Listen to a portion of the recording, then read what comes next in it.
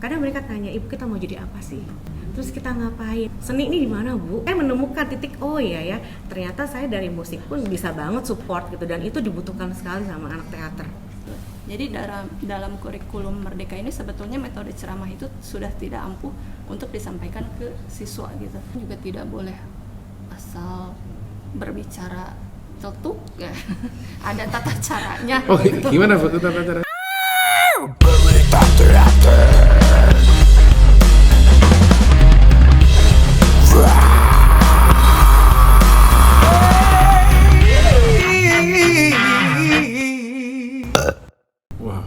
Karena ada beberapa tahun itu dari 36 siswa yang kami buka, itu pernah tinggal sisa cuma 25. Itu kayak ada aja gitu yang keluar. Jadi fokus kami bukan langsung kepada keterampilan mereka dalam teater, kami harus mendekati mereka, harus kasih motivasi ke mereka.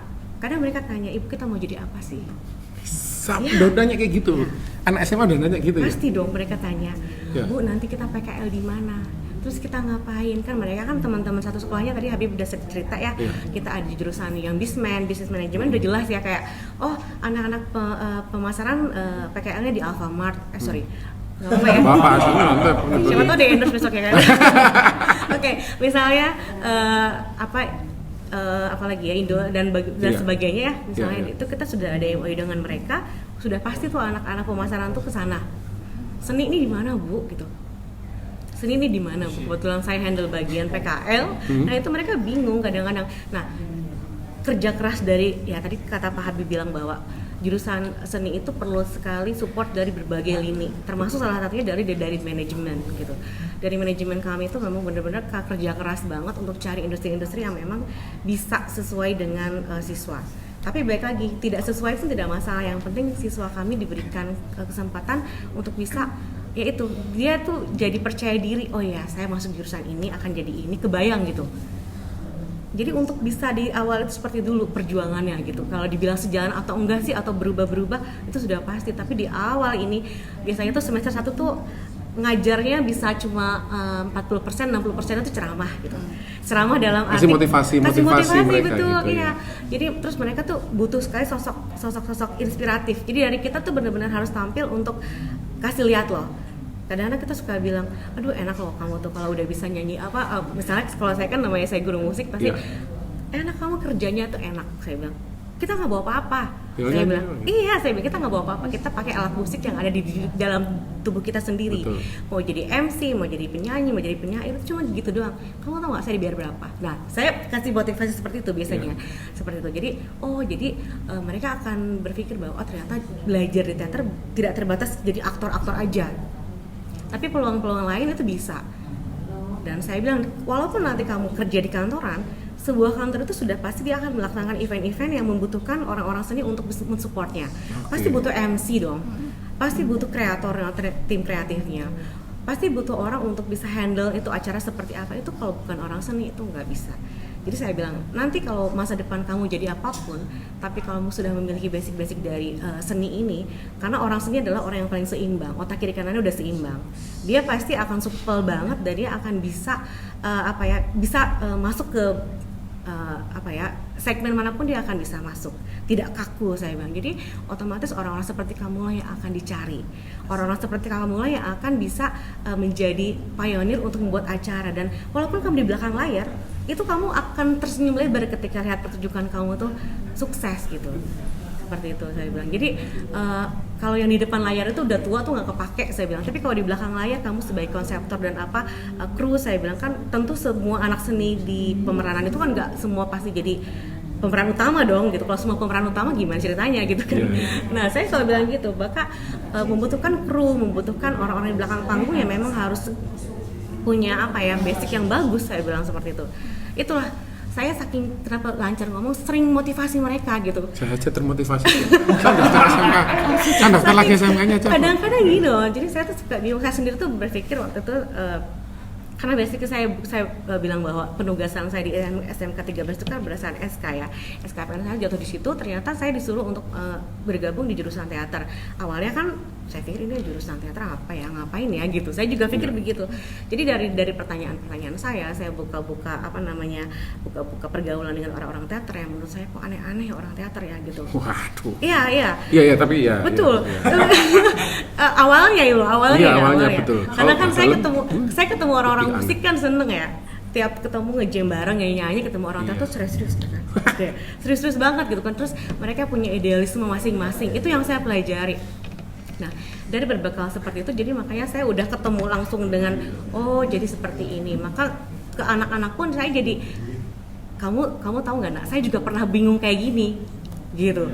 Tapi saya menemukan titik, oh iya ya, ternyata saya dari musik pun bisa banget support gitu, dan itu dibutuhkan sekali sama anak teater.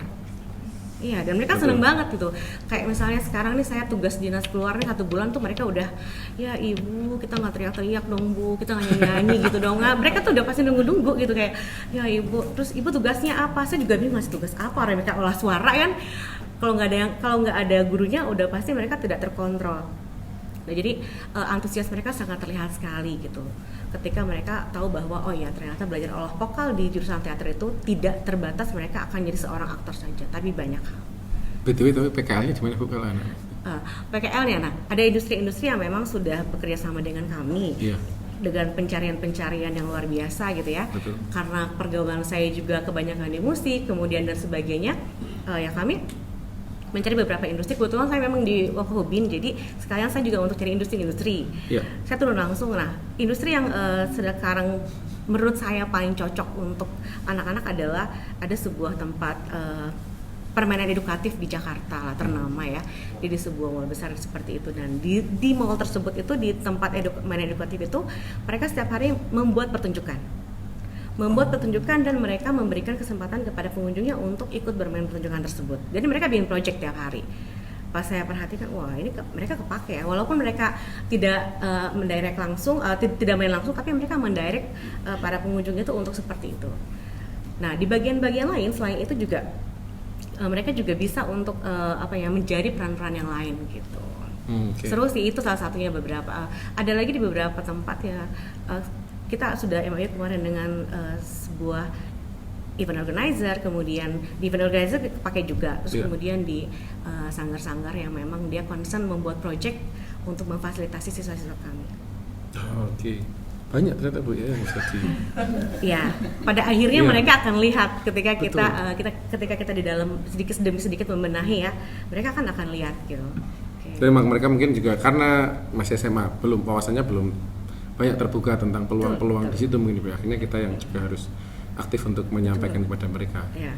Sekaligus motivasi tadi itu. Nah, kalau di SMK 1 Pandeglang Panjenengan untuk motivasi anak-anak, antusiasme anak-anak untuk belajar terutama di sisi teater itu sendiri gitu. Pertunjuk gimana Bu? Untuk seni teater sendiri sebetulnya gurunya saja untuk masuk ke kelas itu saya sering mengadakan tes yang anak-anak tuh ya kalau yang peka pasti tahu gitu. Misalkan hal yang simpel saja dengan cara menyapa siswa gitu. Iya. Selamat pagi anak-anak, kan intonasinya masih datar. Kalau kita lebih ke ini, selamat pagi anak-anak. Nah, beda lagi dengan intonasi yang lain gitu. Nanti siswa sendiri merasakan gitu sapaan tersebut, oh berbeda. Ternyata sapaan juga bisa menyampaikan berbagai kesan gitu dari sapaan tersebut. Nah, ketika kita masuk kelas, kita sebagai guru juga punya skenario tersendiri gitu untuk mengajar siswa kita gitu supaya pembelajarannya aman, nyaman dan menyenangkan gitu. Jadi dalam kurikulum Merdeka ini sebetulnya metode ceramah itu sudah tidak ampuh untuk disampaikan ke siswa gitu. Mereka bisa mencari informasi sendiri dan tugas gurunya hanya mendampingi, memfasilitasi dan mengarahkan gitu. Jadi sebetulnya anak-anak itu lebih suka diberikan masalah. Apa sih masalahnya gitu dalam misalkan mulok membatik atau dalam teater, masalah yang kita angkat hari ini apa sih? Nanti mereka akan mengadakan diskusi. Nah, dari diskusi tersebut mereka akan mulai mengeluarkan pendapat-pendapat. Nah, di situ mengolah kepekaan mereka gitu. Kan dalam seni itu sebetulnya kita itu tentang mengolah rasa gitu. Mengolah kepekaan. Bagaimana kita bisa menyampaikan nilai-nilai positif gitu. Nah, supaya dalam mulok membatik misalkan supaya mereka semangat, dalam hal mereka bisa jadi pengrajin batik, mereka bisa jadi bos batik gitu ya istilahnya. Tapi di sisi lain yang lebih mencakup kepada karakter, penumbuhan karakter itu bagaimana mereka belajar untuk lebih teliti, disiplin, tentang kesabaran. Kalau dalam hal membatik kan mengolah kesabaran ini, ketika diceritakan mau nggak jadi pengrajin batik, nggak mau Bu, letih, capek, teliti banget Bu, apalagi kalau kainnya udah sebesar apa gitu, 2 meter kali 2 meter, enggak Bu, sebesar sapu tangan aja, enggak kayak itu. Cap pakai cap. Itu tujuannya. Beda ya? Tetap pakai cap juga berat. Tetap berat ya. Iya. Nah itu sebetulnya untuk melatih kesabaran, ketelitian, ketulusan gitu. Dari anak-anak itu ya, Bu ya gitu ya. Oke. Tapi untuk di evaluasi di akhir di bagian naik kelas dan sebagainya gitu, juga ada perubahankah yang didapetin dari siswa ketika anak-anak masuk sampai proses terus akhirnya ada evaluasinya gitu? Yang kelihatan ada nggak Bu? Oh iya, untuk pembelajaran sendiri sebetulnya pasti ada perubahan walaupun sedikit gitu ya. Pasti guru tuh juga harus jeli dalam melihat siswa itu apakah ada perubahan atau tidak.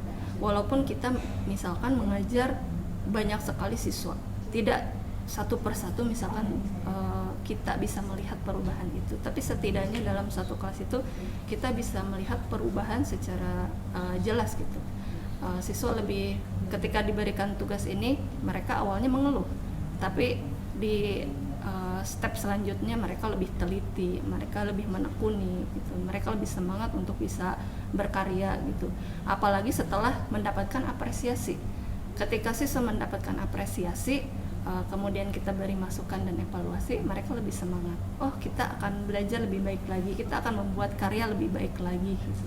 Apresiasinya maksudnya dalam bentuk? Apresiasinya dari gurunya diapresiasi, misalkan kita tidak boleh menjudge terlebih dahulu, tapi kita harus mengapresiasi dulu kelebihannya apa, baru kita memberikan masukan. Dan lebih menarik lagi ketika karya mereka itu diapresiasi oleh teman sekelasnya, teman kelas yang lain, teman-teman yang lain seumuran mereka gitu. Mereka lebih semangat lagi seperti itu. Berarti juga ditunjukin ke teman-teman yang lain di kelas-kelas yang lain. Iya. Mereka juga kan secara tidak langsung belajar untuk menilai gitu. Oh ya, saling ya gitu ya. Ini ada yang dinilai, ada yang menilai, dan karya mereka pun juga dinilai juga. Iya, tapi sebelumnya diberikan pengarahan dulu untuk memberikan penilaian, juga tidak boleh asal berbicara celtuk ya. Ada tata caranya. Oh, gimana Bu tata caranya? Nah, ada tata caranya, misalkan tunjukkan dulu kelebihannya apa, baru kasih masukan gitu. Jangan terlalu ekstrim gitu. Hati manusia kan sensitif ya. Iya. Takutnya pundung kalau udah bahasa Sunda mah. Iya. Pundung nggak mau berkarya lagi kan. Iya, padahal sekarang itu banyak yang pundungan ya Bu ya. Iya nggak sih Bu? Iya gitu ya. Baper, oh gitu kalau masih kecil sih, kalau udah. Oh, dikit-dikit. Oke, ini terakhir ada nggak sih Bu, pesan kesan dari Ibu untuk penonton Berita Teater? Oke. Mungkin untuk teman-teman semua yang sering menyaksikan Berita Teater ini, bahwa dengan mempelajari teater, dengan mendengarkan hal-hal berbau teater, sesungguhnya kita sudah banyak kekayaan sekali gitu. Jadi karena dalam teater sudah pasti melibatkan banyak unsur seni, dan itu merupakan kekayaan yang ibaratnya nggak akan bisa kita temukan, nggak ada tokonya kecuali kita dengarkan dari orang-orang praktisinya langsung. Jadi ya terus aja disimak, diambil ilmu-ilmu yang baiknya, seperti itu. Makasih Bu. Silakan. Untuk seni teater sendiri sebetulnya saya sudah menyukainya gitu. Teater itu kan pertunjukan yang menyampaikan pesan, baik tersirat ataupun menunjukkan secara jelas gitu. Bagaimana anak muda sekarang itu harusnya bisa menangkap nilai-nilai tersebut untuk kemudian diaplikasikan dalam kehidupan sehari-hari. Nah, hal tersebut itu kan banyak sekali sebenarnya kasus anak muda yang menyimpang gitu, kayak geng motor, kayak apa gitu ya. Nah, tugas-tugas anak muda yang positif ini, menyampaikan nilai-nilai ini kepada masyarakat luas khususnya untuk anak muda gitu, bagaimana supaya kita tuh bisa menyampaikan nilai melalui pertunjukan teater semenarik mungkin. Matur nuwun, terima kasih Bu. Ya, itu tadi untuk berita teater edisi kali ini, dan nantikan lagi berita teater edisi berikutnya. Terima kasih Bu sudah berkunjung ke berita teater. Semoga lain waktu bisa ketemu.